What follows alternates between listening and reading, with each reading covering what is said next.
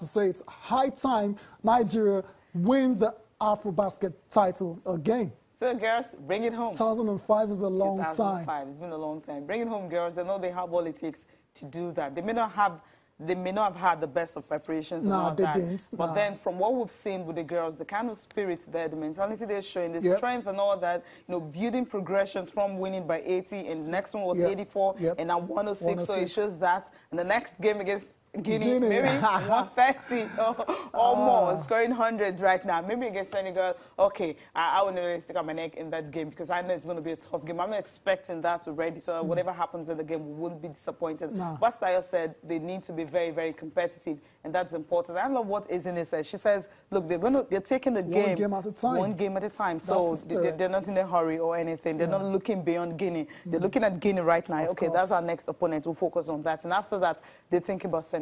Sure. Yeah. When this after Senegal's game is going to be at 9. So exactly.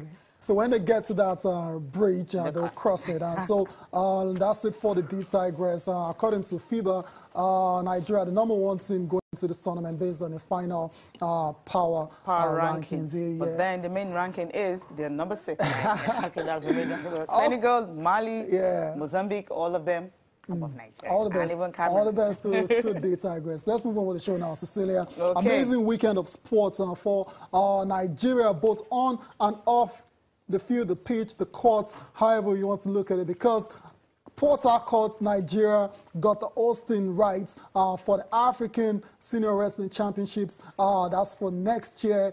Cecilia, we talked about this a couple of weeks ago. Daniel Igali was very, very confident that Nigeria would actually, win this hosting rights, and that's exactly what it did. Considering the opposition they faced, that's Tunisia.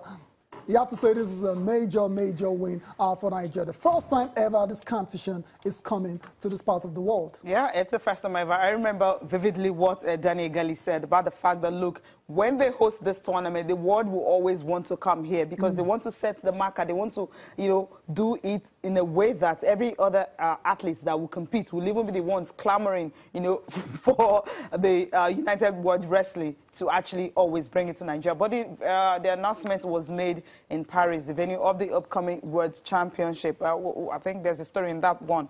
But then Tunisia was another city that was also bidding, another country bidding against Nigeria. So Port Harcourt, here will come February next year from 11th, from 7th to 11th, and all wrestlers across Africa will be here. The absolute best coming to Nigeria. That's just awesome. I mean, we can sit down here and talk about the benefits of hosting major sporting competitions. We're not going to leave here, but the benefits, no doubt, when you get to host this competition. So congratulations to Daniel Igali and his team for winning this particular bid to host the African Wrestling Championships next year. Cecilia, I remember when we were talking about this as well, so I talked about how, okay, they're not ready, but that's how it is everywhere else.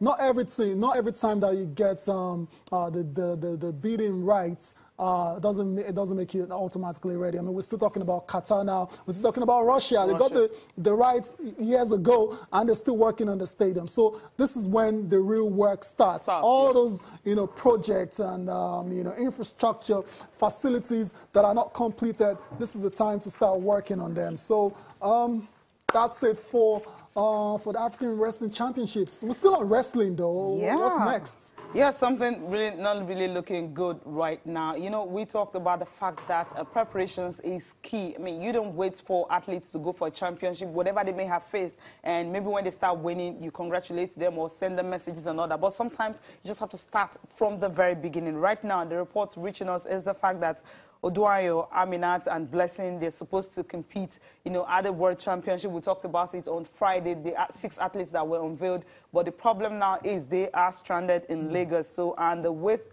control is supposed to be tomorrow afternoon. So getting to the airport today, they were told that Air Morocco, that we were supposed to fly, they're having a defective flight yesterday, so they pick some passengers instead with the bigger planes and all that. So right now the athletes are stranded in Lagos. We just monitor the situation, see if they are able to, go for it. But the other airline they could have used, I mean, I heard that it's about 1 million naira each. So Amans, amongst Emmanuel, Messi, both of them, they are fine. So these three athletes need to actually get there.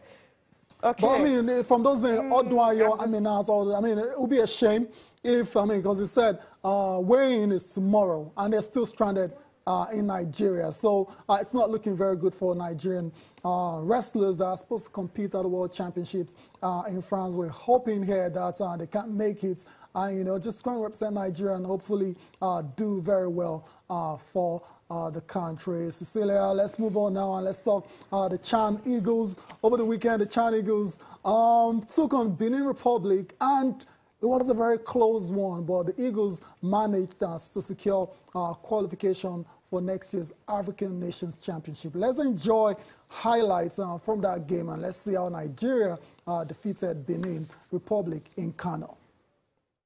The match officials, of course, coming from Ethiopia, Equatorial Guinea and Ethiopia, got the match commissioners from Ethiopia. You can see the Nigerians on the left in all green and in gold with red and green trimmings, the squirrels of Benin Republic. Well, and that's the kickoff taken by the Beninois team, Jen Omar Tomogo.